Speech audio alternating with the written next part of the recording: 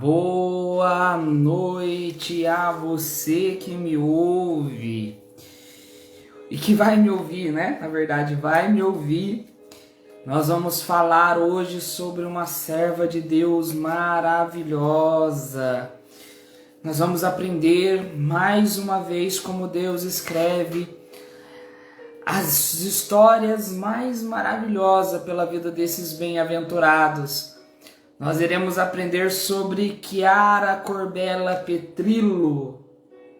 Veja só, uma moça bela, né? Bela, mas bela também na alma.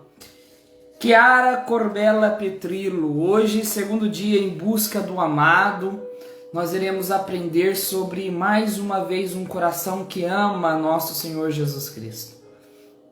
E essas pessoas sendo nossos amigos, essas pessoas elas sendo referência para nós, para que nós possamos melhor amar o nosso Deus e adorar o nosso Deus.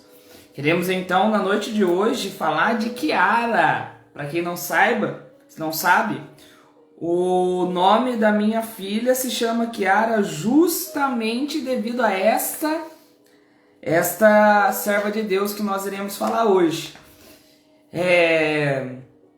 Eu tive várias experiências já, né, em devoção a Chiara Corbella, mas quem fixou mesmo, eu acho que a ideia de Chiara Corbella na nossa casa foi a Lavínia. Uma vez em pregação eu tinha que falar sobre sofrimento, como suportar sofrimentos e ao mesmo tempo suportando esses sofrimentos continuar em Deus, permanecer em Deus.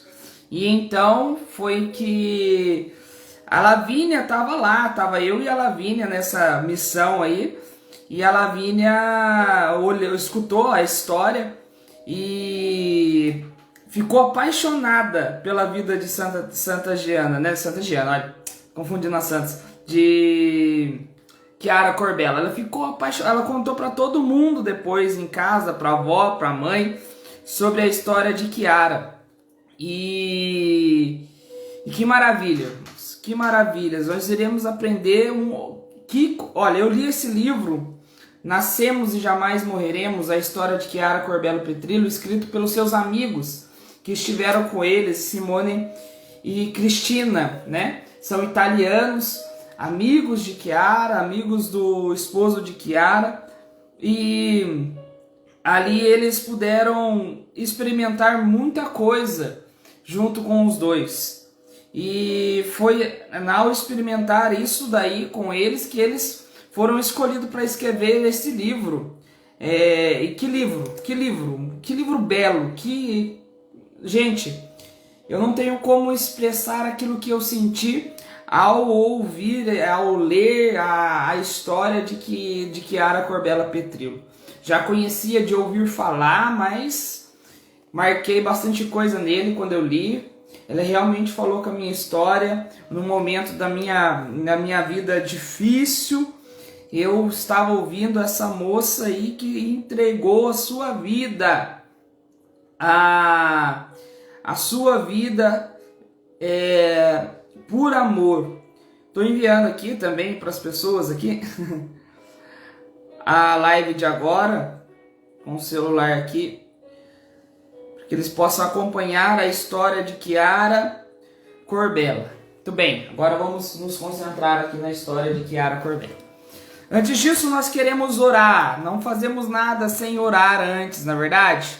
Não fazemos nada sem entrar na presença de Deus e invocamos o nosso Deus em nome do Pai, do Filho e do Espírito Santo. Amém. Senhor, nós queremos hoje, Senhor, experimentar a Tua graça e o Teu amor sobre a nossa vida, Senhor. Através dessa serva de Deus, Chiara Corbella, experimentando todo o amor, Senhor Jesus, humano, Senhor Jesus, que ela teve pelos seus filhos, que ela entregou ao céu, mas também, Senhor Deus, ao marido, à vida, o quanto ela amou, Senhor Deus. Queremos entregar isso ao coração de Maria, que ela passe à frente, que nós consigamos fazer essa live, que a internet não caia, que dê tudo certo, que chegue aos corações, que ouvirão agora, que ouvirão depois. A graça, Senhor Jesus, do amor, Senhor. O amor que sabe que é sofrendo que se ama, e a santidade é a expressão mais bela também deste amor. Senhor, queremos pedir a intercessão da Virgem Maria. Ave Maria, cheia de graça, o Senhor é convosco. Bendita sois vós entre as mulheres, e bendito é o fruto do vosso ventre, Jesus. Santa Maria, Mãe de Deus, rogai por nós, pecadores, agora e na hora de nossa morte. Amém. Todos os vídeos que nós estamos fazendo aqui, né, no Chama Viva, nós estamos fazendo uma oração pedindo a Deus a santificação das almas. É uma oração de Madre Maria Madalena de Jesus sacramentado.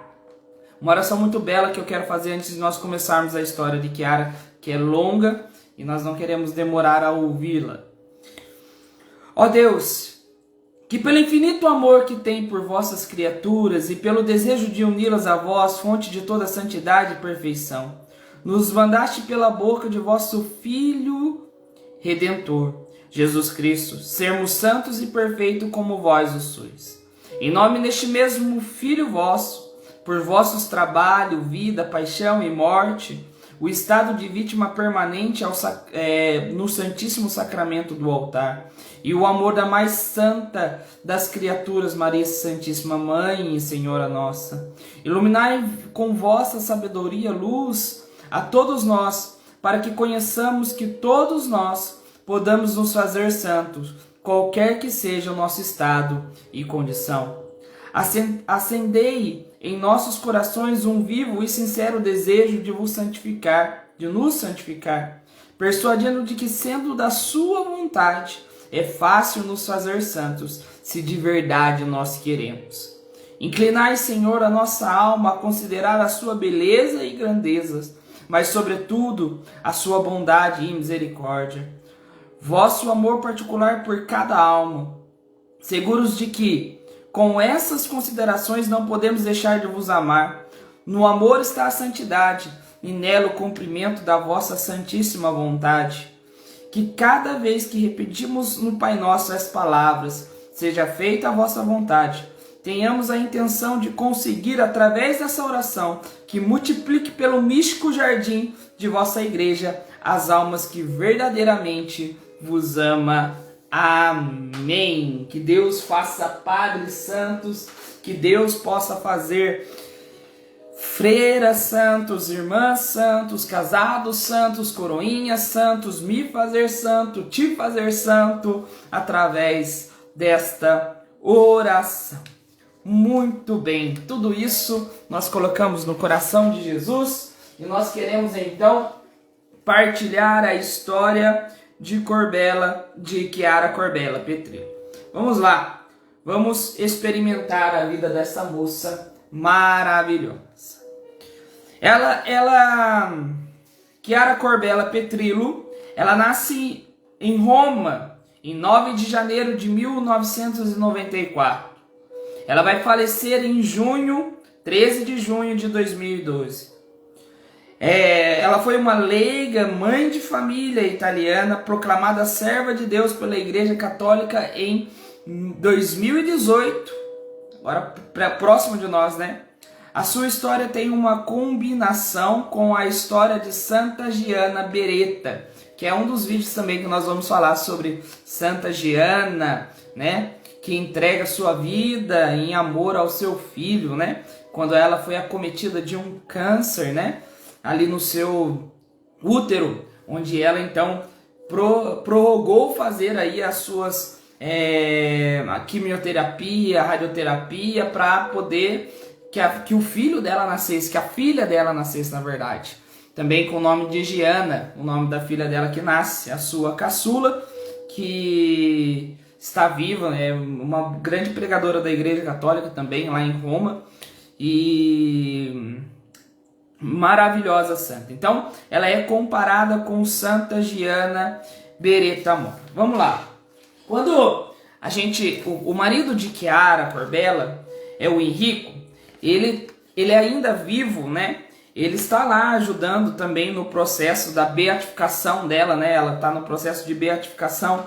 E ele fala que se a gente for contar a história dela, ele pede carinhosamente que nós nos apoiamos neste livro, para que a gente não correr o risco de contar coisas que são verídicas, né? Que não estão aí ligados verdadeiramente com a história de Chiara Corbella Petrillo. Vamos então aprender. Chiara, ela foi criada em uma família cristã, muito católica. Ela começa a participar do movimento da Renovação Carismática Católica na Diocese de Roma, onde também o seu futuro esposo Henrico também participa da Renovação Carismática Católica. Eles vão fazer uma viagem em comum. Ele vai viajar pelo grupo de oração que ele participava da Renovação Carismática em 2002, no verão de 2002, para Medjugorje, para apreciar as aparições de Nossa Senhora lá em Medjugorje. E ela estava na Croácia em viagem com as suas amigas de férias, e ela vai passar ali por Medjugorje. E quando ela passa por Medjugorje, ela vai ter um encontro com Henrico e eles vão se apaixonar em 2002 e começar um namoro em 2002. São um namoro assim, de idas e voltas, de entender o coração um do outro, até que eles firmam o casamento, e eles vão casar dia 21 de setembro de 2008. Lógico que nós estamos aí percorrendo uma história que é cumprida e fazendo ela, na verdade, mais sucinta. Menos de um mês após o casamento, no regresso da viagem do lua de mel, Chiara e Henrico descobrem que estão esperando o seu primeiro bebê, seu primeiro filho, que vai ser uma menina, e eles vão colocar o nome de Maria Grácia Letícia. Maria Grácia Letícia.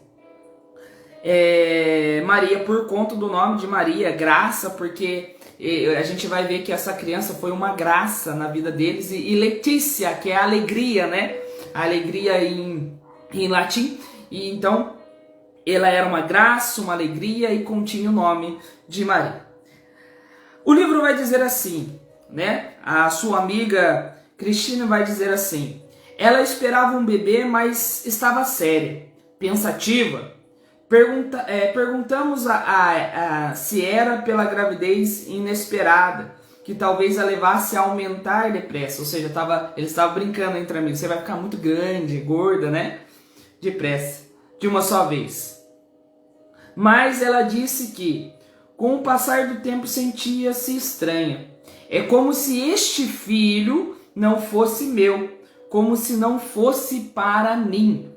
Veja que a sensibilidade que ela vai ter, né? Deus já falando no coração dela, dizendo que este filho, de alguma forma, ela teria que entregar para alguém. É como se este filho, essas são palavras da santa que está no livro, dizendo assim: é como este filho não fosse meu, como se não fosse para mim. Então ela vai fazer o pré-natal, e quando ela vai fazer o pré-natal, ela descobre ali com uma amiga dela chamada Daniela, que vai acompanhar ela, a história todinha dela. Essa médica vai acompanhar ela. O diagnóstico da menininha, quando elas estão fazendo ali os exames, ele é anencefalia. Ou seja, ela não tinha ali a massa cerebral. A menininha estava com anencefalia. E naquela época, lá já em Roma, em 2008 e 2009, eles já estavam ali, a lei aprovada para que, se a criança tivesse anencefalia, eles pudessem, né, fazer aí aquilo que é chamado do aborto terapêutico, né? Aquilo que salvaria ali a criança de não sofrer, não é verdade? Mas não, o coração dela não queria fazer isso. O coração dela não desejava fazer isso. Na verdade, a grande angústia que ela trazia no coração dela é que, casado em pouco tempo com Henrico, como ele ia se portar, como ele ia estar diante dessa realidade que eles iam passar junto. Como eles iam estar. E era difícil para ela tentar entender como ela ia dizer para o marido dela que eles esperavam uma filha e ela tinha anencefalia. E que provavelmente já nasceria e logo morreria, né? Aí o livro diz que finalmente ela clama a Deus e naquele difícil momento Kiara se depara com a imagem da Virgem. E tudo muda. Tudo vai mudar quando ela contempla a imagem da Virgem. Porque em seu coração nasce uma paz e ela começa a ter esperança e ver que Deus está vendo o seu sofrimento. Olhando aquela imagem, diz o livro, Kiara recebe uma luz, identifica a sua vida com a vida da Virgem Maria. Porque também estava grávida e teria que falar para José naquelas condições que estava. E ela então encontra força. E ela vai falar, depois ela encontrou força em Maria ali, né? Deus deu a graça para ela contemplar a imagem da Virgem Maria e pensar e refletir tudo isso. E veja que a vida de Kiara, ela vai sendo oracional. Ela vai começar uma vida realmente oracional, com a própria vida. Sim, de oração pessoal, nós vemos que tanto ela, tanto ele vão se apegar a um padre chamado Padre Vitor, que na verdade é um padre, um franciscano, e eles gostavam muito, são devotos de São Francisco. Seu terceiro filho vai se chamar, o filho do casal vai se chamar Francisco. E eles sempre estavam ali em comunhão com esse sacerdote que ensinava eles a ter uma vida oracional. E aquele que ora verdadeiramente, se tranca no seu quarto, fecha a sua porta, começa a orar, começa a falar com Deus, essa pessoa, ela leva isso para a vida. Não é verdade? Então ele estava levando isso para a vida. E ela conta para Henrique. Henrique fala, não, é nossa filha e nós vamos levar até o final. Nós somos pais dela. E o nosso dever é de proteger esta filha. Então, ela começa então a progredir na gravidez. Existem frases belas que ela vai dizer em relação a essa gravidez. Eu tinha uma barriga, ela diz na gravidez, eu tinha uma barriga que me obrigava a testemunhar a grandeza do Senhor. Por quê? Porque no processo que ela estava ali, e a filhinha que ela estava esperando, da forma que estava se levando, o líquido amniótico era bastante, estava bem grande ali. Né? Não consigo dizer da parte da medicina o porquê isso acontece, mas o líquido amniótico era quase que, não sei a quantidade maior de líquido que existia, mas ela tá com uma barriga bem grande e ela, com aquela barrigona grandona, vai dizer assim, eu tinha uma barriga que me obrigava a testemunhar a grandeza que o Senhor estava fazendo em mim. E ela falava, cada pequeno chute de Maria era um dom. Ela me fez notar, a tal ponto, como se quisesse lembrar-nos que estava ali por cada um de nós. Ela vai levar a gravidez até o fim, e no dia do parto, ela quer um parto normal, que nascesse viva a criança e fosse batizada. E tudo isso aconteceu. A criança nasce por volta aí, fica viva por volta de meia hora, mais ou menos. Ela é batizada pelo Padre Vitor. E ela nasce viva e ela é de parto normal. Tudo aquilo que Deus permitiu através da oração. Kiara, ela compartilhava o seu quarto no hospital com uma outra mãe. Uma mulher que perdera o seu terceiro filho no 9º mês de gravidez devido ao descolamento da placenta. Ela estava quieta e não dizia uma palavra. Em voz baixa, Kiara nos tinha informado da situação da mulher que estava com ela no quarto, pedindo que rezássemos por ela. Nessa noite, falou com ela. No dia seguinte da alta da mulher, ela agradeceu aos médicos nos médicos da área, não tanto pela assistência que os médicos deram, mas por ter a colocado no mesmo quarto. E aí a palavra da mulher diz assim, com aquela moça que muito me ajudou a aceitar a morte do meu filho. Veja só como são os santos, né? Como eles nos envolvem através da sua história. Ensinou aquela mulher a partir da sua vida. Não precisou palavras. Precisou viver e amar Maria Graça Letícia. Precisou fazer aquela entrega espiritual, aquela entrega de oração. Precisou fazer aquilo para que aquela mulher entendesse que como uma pessoa pode entregar a Deus o seu filho. Que lindo, que maravilhoso, que difícil, né, na verdade. Para nós que já vivenciamos isso, como eu e a Karina, sabemos o tamanho da dor de entregar um filho a Deus, mesmo que nós não vimos nem a face dele. Estava ali pequenininho, estava ali dentro da Karina, estava ali crescendo até o 3º mês, onde aí foi para o céu. Ela, pouco tempo depois, ela engravida novamente. No primeiro exame, já dessa gravidez, se detecta que a criança qual ela esperava, ela estava sem a formação das 2 pernas. Uma perna bem toquinha, a outra menor ainda, nem sem formar nada da perna. Henrico começa a assistir algumas coisas sobre como cuidar de uma criança que não tem perna, até que eles vão fazer um segundo exame. E esse exame muda todas as coisas, porque além das pernas, faltam também os rins e, com consequência, os pulmões não podem se desenvolver o suficiente para deixar respirar. O diagnóstico é de má formação viscerinas múltiplas na pelve, a bexiga e rins, com a ausência dos membros inferiores. Tal como a sua irmã, ele não viverá. E os médicos falavam, ele é incompatível com a vida. E o livro vai dizer que Chiara respondia dizendo assim, ele pode ser incompatível com a vida desta terra, mas ele é compatível com a vida do céu. No dia do nascimento, quando nasce, ele é acolhido em silêncio, em momento de oração. Ele é acolhido ali em silêncio e ali em oração, os pais de Chiara os pais de Dave, Giovanni, batiza mais uma vez aquela criança e entrega mais uma vez um filho a Deus.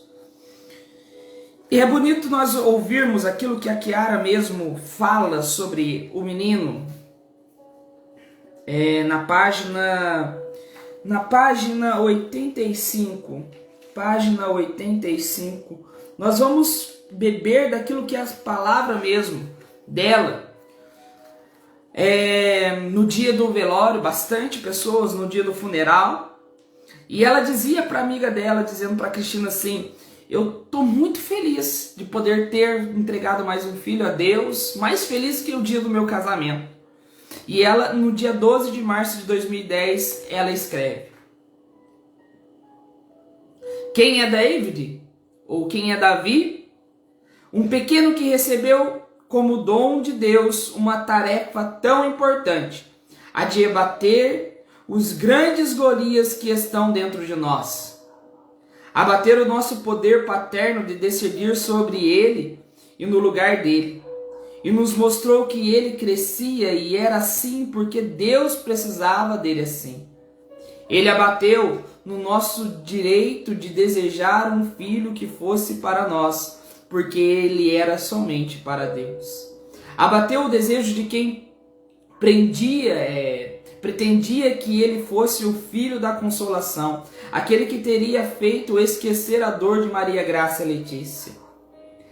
Abateu a confiança nas estatísticas de quem dizia que tínhamos as mesmas probabilidades de qualquer outro de ter um filho sadio. Desmascarou a fé mágica de quem julga conhecer a Deus e em seguida pede que façamos o papel de entregador de chocolates.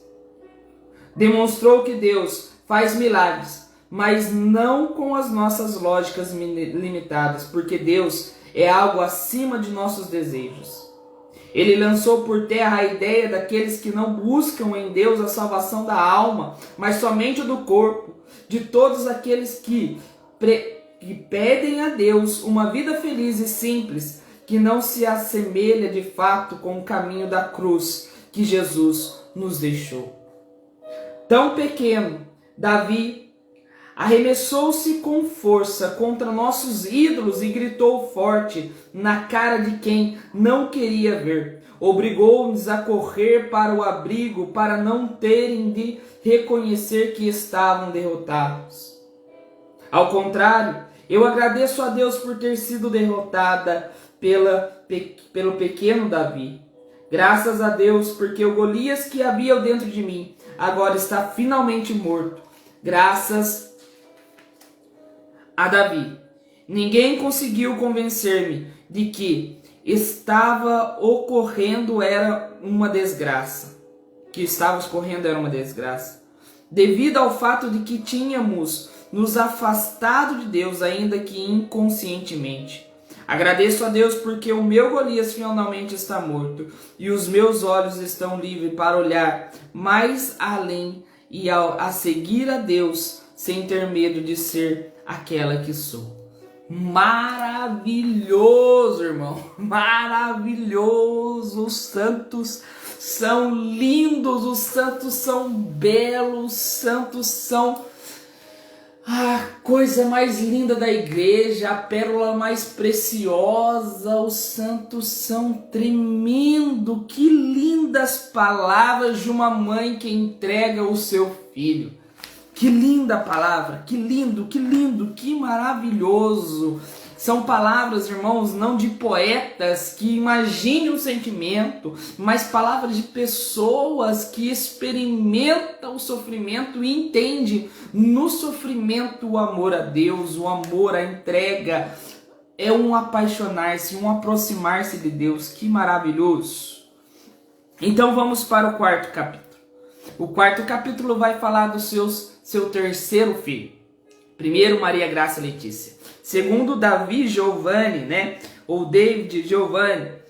E agora, Francisco. O nome do capítulo, olha só, é Francisco e o Dragão. O que é esse dragão? Vamos aprender, vamos ver aqui. Pouco antes de descobrir que estava novamente grávida, e a gravidez então era de Francisco, Chiara percebe uma afta na língua. De início não lhe importava, mas com o passar das semanas a afta não passava, antes piorava. Começou então a fazer consultas para verificar de que se tratava. Primeiro vai ao dentista, depois ao dermatologista e enfim ao otorrino, que lhe aconselha a fazer uma biópsia. E quando ela vai fazer a biópsia, ela é definido aquilo que está nela, aquilo que tem nela, que é carcinoma. O que é isso? É um tumor maligno, eu pesquisei na internet para falar para você. O que ela tinha era um tumor maligno que tende a invadir tecidos circulantes e originar várias metástases. Ela tinha ali mesmo um tumor maligno na língua, ela estava grávida e agora o que fazer? Ela vai fazer uma intervenção cirúrgica. Na biografia dela encontrada na Wikipédia, vai dizer que ela é submetida a uma operação em 16 de março de 2011. Mas, porém, ela não faz quimioterapia, radioterapia. Ela fica muito chateada quando os médicos dizem para ela que era preciso dar um jeito naquele feto que estava dentro dela. Não era uma criança, era um feto que falava para ela. E ela falava, não, é uma criança e o nome dele é Francisco, que está dentro de mim. E eu não vou fazer nada que possa prejudicar a vida do meu filho. E ela está então ali, grávida. A gravidez vai passar tudo bem. Tudo certinho, o bebê nasce saudável em 30 de maio. É 30 de maio, deixa eu ver se fala a data aqui do Wikipedia. 30 de maio de 2011. Então, em 1º de julho do mesmo ano, logo depois ali, logo depois da que ela teve a criança, né? Logo depois ela vai passar por uma cirurgia, né, que vai retirar um pedaço da sua língua, já está dando metástase. Você vê que ela tem um tampão no olho, é metástase daquele câncer, né, daquela tumor que estava em sua língua. Então ela vai fazer ali a sua cirurgia. E o livro fala coisas muito interessantes desse dia. Diz assim: semi-adormecida, ou seja, depois da cirurgia, e com uma visível faixa cobrindo seu pescoço, conta a amiga Elisa, né? Chiara tinha o rosto inchado devido ao novo corte na língua e não tinha parte alguma do seu corpo que não estava doendo. Está presa ao leito e o corte no pescoço a impede de mover-se e de falar. Tem o seio inchado, endurecido pelo leite que já aparece nesses dias, que ela tinha tido o filho dela agora há pouco tempo, né? E não pudera amamentar o seu filho. Que ele diz assim, que Francisco não havia sugado nas últimas horas. Durante a internação, além disso, ela perdera sangue no parto, ocorrido apenas 2 dias antes. Então ela está muito fragilizada, muito fraca. E o livro vai dizer assim: para todos e para Henrico, os pais e a irmã e os amigos pensam estar diante do corpo martirizado de Jesus na noite de Sexta-feira Santa. Padre Vitor, o padre amigo do casal, diz que o corpo de Chiara, tal como o corpo de Jesus, feridos e sangrando, nos leva a ver que não se vive porque respira, mas se vive porque ama.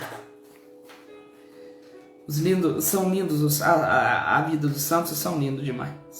No dia 14 de abril do próximo ano, quarta-feira santa, chega o resultado da biópsia do fígado. Ela tinha feito uma biópsia no fígado, passou um ano, ela já estava ali com o seu filho crescendo e tudo mais.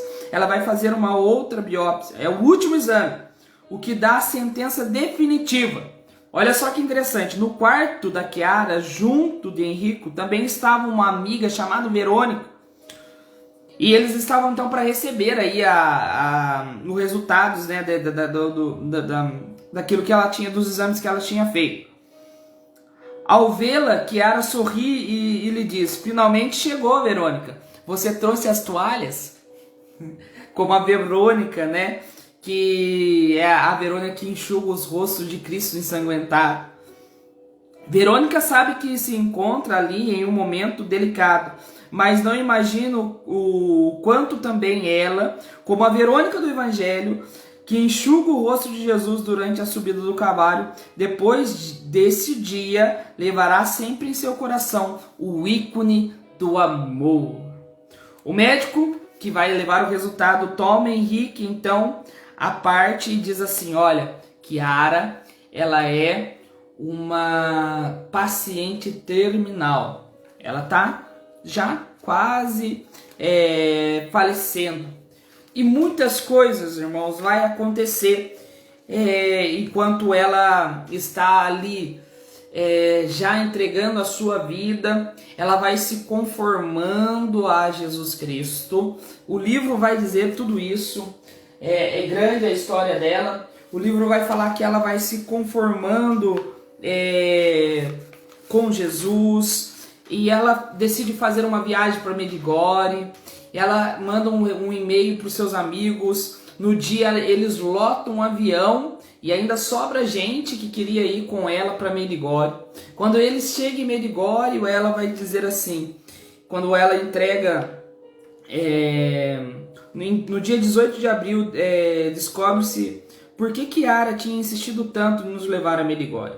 No final da missa celebrada na capela da comunidade Cenáculo, e durante a qual presentes renovam as promessas do matrimônio, ela e Henrique, ela entrega para eles um terço e, sorrindo, repete as palavras de Jesus: filho, eis aí a sua mãe. E ela diz: vocês querem saber o segredo meu e do Henrique para aguentar todo esse sofrimento e toda essa martiria? É Maria, que foi nos dada aos pés da cruz do nosso Senhor. Veja então que maravilhoso. Eu quero ler para você, né? Eu nem sei quanto tempo que a gente já está falando aqui. Muito bem, dá tempo ainda de nós falarmos aí sobre o dia então que ela vai entregar a sua vida depois. Quando ela está ali, no lugar onde ela está ali, agonizando, morrendo, há algo que eles sempre faziam, né, na casa deles, que era rezar o rosário junto. E existem muitas pessoas que foram e estavam ali também, rezando o rosário junto com ela todos os dias, e há um clima de oração muito grande em torno dela. No dia então do seu falecimento. Agora falta pouco, diz o livro.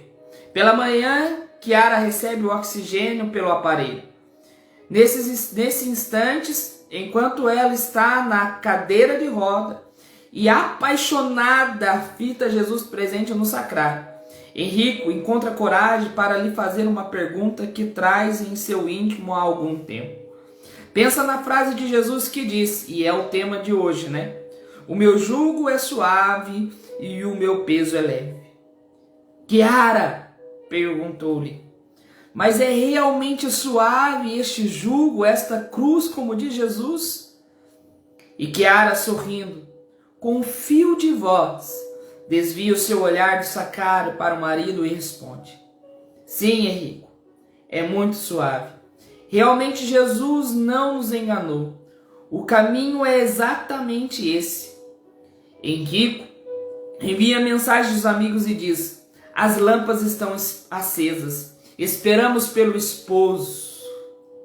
Ela é a virgem que está esperando o esposo com a lâmpada acesa. É Roberto, pai de Chiara, quem pouco depois avisa aos médicos. Está vestido com trajes de gala. Exatamente neste dia, ele deveria fazer um discurso antes de deixar a associação da qual é presidente. Mas permanece aqui, junto à filha. Chiara respira com dificuldade. Henrico e Ângela a levanta da cadeira de rodas para colocar na cama. Passando com cuidado entre a cama, a cadeira e o cilindro de oxigênio ao qual Chiara estava ligada. Sentindo que a seguraram, ela começou a dizer, mamãe, eu te amo. Amo a todos vocês. Papai, amo você. Elia, que é a sua irmã, ela diz, eu amo você. Eu estou falando com você, hein? Estou falando com vocês, hein? Estou falando com vocês. Amo todos vocês. E diziam a mesma coisa aos seus amigos presentes. Nesse instante, Maria Alcelma, mãe, se aproxima de Chiara e, voltando-se para o sacrário, aos pés da cama, roga a Jesus que faça finalmente um milagre da cura física que estava esperando tão ardentemente. Chiara escuta a sua oração e, sorrindo, balança a cabeça como se dissesse, mas ainda não entendeu, mamãe? Pouco depois, Elisa se aproxima delas e diz, mamãe, ainda não se despediu dela. Já lhe disse que ela pode partir. Chiara esperou-lhe que todos estivessem prontos para vê-la partir. Esperou até o último momento. Continuou a amar a todos, deixando-se amar por cada um. Também Maria Selma se rende. Começa a agonia e Chiara já não falará mais nada. Ela fechou a sua voz aqui para essa terra. Na cama, Chiara usa de todas as forças que lhe restam. Henrico, Elisa, Maria Alcelma começa a cantar depois de tentar rezar o rosário, mas Chiara balança a cabeça, porque sempre se cansa ao usar frases prontas. Então Padre Vito se põe perto dela e começa a recitar os salmos de subida, aqueles que os peregrinos rezavam a se aproximar de Jerusalém. São aqueles salmos que eles cantavam quando eles iam para a Páscoa, salmos de fé e esperança. Ouvi-los agora junto de Chiara, que está morrendo, tornando-os atuais, revelando o seu verdadeiro sentido. Padre Vitor os lê um após outros e os presentes podem testemunhar com atenção que Yara foi presa pelas palavras pronunciadas. Dão-lhe coragem. Enquanto isso, informando da situação, os amigos, os parentes chegaram a Paim de Carlota, que era a cidade onde eles estavam. Quando Chiara adormece, ajudada pelo último medicamento que é possível dar-lhe respirar ainda com dificuldade. Só se pode esperar e rezar. Por volta das 11h30, sua respiração se altera e começa a fazer pausas.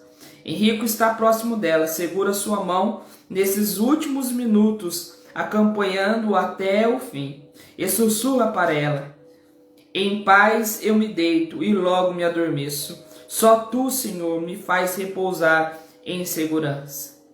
Sua alma se dissolve na carne como o sal que dá sabor. Chiara morre em seu quarto a meio-dia, hora do Ângelo, sem medo de morrer. Tem 28 anos. Esperou que todos estivessem prontos para aceitar sua partida, prontos para deixar ir. Na sala ao lado, cheio de gente, todos choravam comovidos, sem desespero. Próximo da sua mulher, Henrico pega o violão e começa a cantar. Ao seu lado estão o pai de Chiara e sua irmã.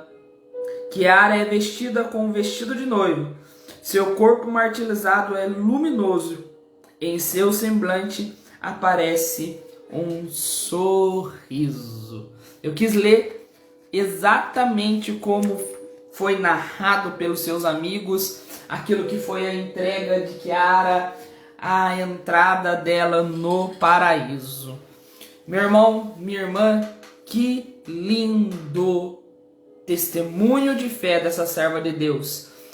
Em busca do amado nós caminhamos.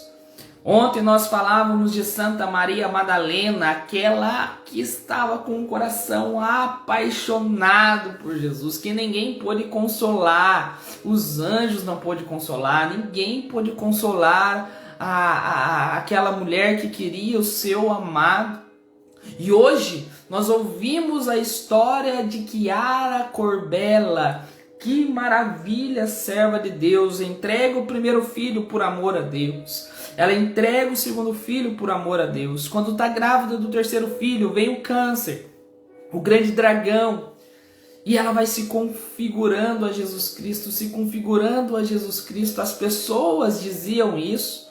O livro vai testemunhar isso, como ela foi se conformando à vontade de Deus. E então ela se aproxima, o coração se aproxima.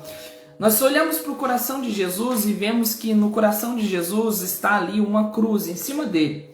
Aquilo significa as suas dores íntimas, a sua dor mais profunda pelos desprezos que a humanidade causa aí. O santo é aquele que, olhando essa cruz, deseja essa cruz. Aceita essa cruz. Vive esse momento de cruz. Nós olhamos e vimos na live de hoje as palavras de Chiara que parece sair da boca de nosso Senhor, não é? Não parece sair da boca de nosso Senhor Jesus Cristo as palavras que Chiara falava? A conformidade da vontade a Deus, é isso que nós estamos aprendendo hoje.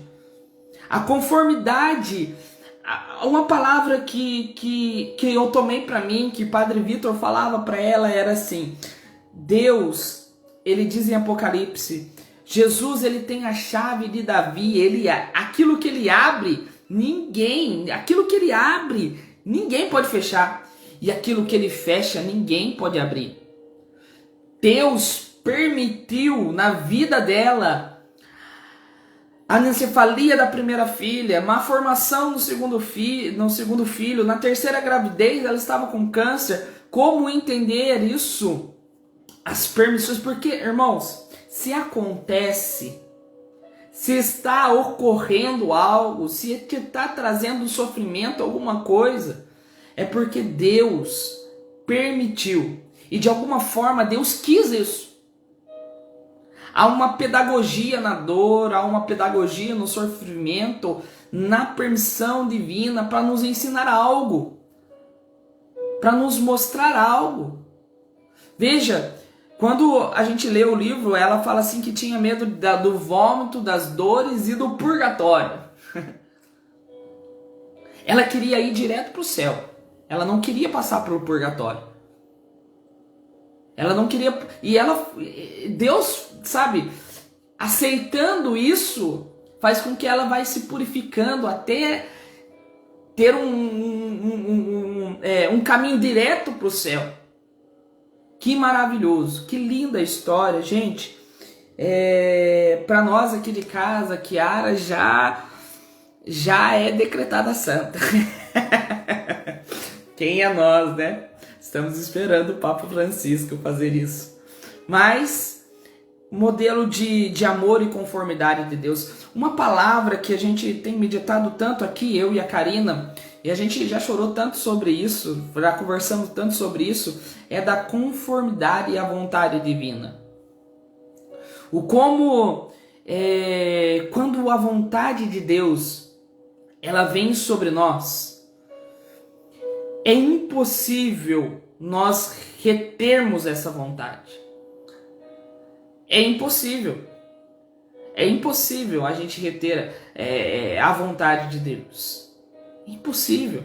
Olha, quando meu pai estava na UTI, passava todas as coisas que passavam, e como uma tempestade que vem sem avisar, que vem sem dar recado, sem bater a porta, ela mesma... A tempestade, ela vem, ela bate aos pés na porta, entra, bagunça tudo com seu vento ali, e nós nem imaginávamos que ia passar por tudo isso. Nem imaginávamos que ia passar por tudo isso. E Deus permitiu, e a vontade de Deus, na verdade, ali é como que se fosse, vamos dizer assim, imagine uma pedra de 10 mil toneladas caindo sobre a nossa cabeça. Essa era a vontade de Deus. E se nós levantássemos as nossas mãos o mais alto que a gente conseguir para segurar essa tonelada, a força humana nós não conseguiríamos. Nós seríamos esmagados pela vontade de Deus. Mas, como eu disse, o sofrimento, a dor, ela é pedagógica. Ela é pedagógica. A um certo ponto, nós olhamos para a proa do barco e dizemos assim: olha ali, quem está dormindo? Quem está no barco? E nós cutucamos ele com nossa fé e falamos: Deus, não importa no que, não importa que a gente está perecendo. Ele levanta, ele cala o mar, ele cala a boca da tempestade, e ali ele faz uma pedagogia, porque os discípulos, depois desse calar o mar, começam a perguntar: quem é esse? Quem é esse? Aquela tempestade aconteceu na vida deles, dos discípulos. Tudo que aconteceu na vida de Kiara. Por quê? Porque Deus queria mostrar quem ele era. Ele permitiu. Se ele não está deitado à proa do barco, na polpa do barco, ele vem andando por sobre os mares, aquilo que nos causa medo, e ele vem distante, e ele vem se aproximando, andando por sobre o mar, e ele vai chegando perto, dizendo assim: ei, por que vocês estão com medo? Veja, sou eu. A tempestade, a dor, a angústia, o sofrimento nos demonstra quem é Deus. Por isso ele reclama naquela Marcos capítulo 4, dizendo assim, quando eles estão agitados ali, pensando que ia conseguir resolver, teve que cutucar Jesus, acordar Jesus, ele fala assim: mas que gente de pouca fé, vocês não têm fé ainda? Não tem fé? Tá vendo que eu calmei o mar? E aí o coração deles vão ter que indagar: quem é esse que faz o mar calar a boca? Quem é esse que faz a tempestade parar? Quem é esse? E a sofrimento, a dor e a angústia ensina a eles quem Deus é. Se nós podemos ter uma palavra hoje, daquilo que a vida da Kiara vem nos trazer hoje, se chama Conformidade à Vontade Divina. É esse livro aqui. O Santo Abandono. O Santo Abandono. Nós temos que aprender a nos abandonar em Deus e conformar-nos à sua santa vontade. Porque se Ele permitiu, é porque Ele quer nos ensinar que é o nosso Deus. Vamos orar? Vamos rezar com essa palavra? Vamos fazer uma oração mental, uma oração descorrida pela mente. Nós vamos aprender isso. O santo abandono, oração mental, purificação da alma. Tudo isso nós queremos aprender através desse apostolado que nós estamos vivenciando juntos aí. Vamos então estar diante da presença de Deus agora que nos olha. Vamos falar com o nosso Deus. Vamos falar, vamos cutucar Deus na barca. Vamos cutucar Ele. Vamos lá? Ele está dormindo. A tempestade está na sua vida. O sofrimento tem batido a sua porta como bateu na porta de Chiara. E quantas vezes nós vemos no livro que ela sentiu muito medo. Ela quase perdeu a sua fé por diversas vezes. Mas foi preciso também ela cutucar Jesus que dormia para ver a glória do Senhor. Senhor, nós somos pequenos demais. Nós somos muito pequenos, Senhor Jesus. E nós não entendemos quando o sofrimento bate à nossa porta.